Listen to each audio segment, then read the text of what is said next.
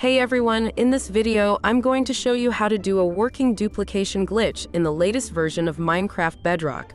Before we get started, I highly recommend making a backup of your world, just in case something goes wrong or you mess up a step. That way, you don't lose anything important. Alright, here's what you'll need: a composter, barrel, and something like wheat seeds. Now, find an empty spot in your world. Place the composter on the right and the barrel on the left. Just like that. Once you've placed them, save and quit the game. After quitting, go back and load the world again. Everything should still be the same. That's exactly what we want. Now open the barrel and put in the items you want to duplicate, like diamonds, rare blocks, anything you want more of.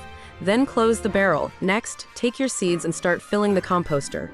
Just right-click or use your interact button until the composter fills up and produces bone meal as soon as you see that bone meal appear. You need to force close the game without saving. On PC, press Alt F4. On mobile, swipe to close the app. On console, just power it off. Now, reopen Minecraft and go back into your world. If you did everything right, you'll see that your duplicated items are both in your inventory and still inside the barrel.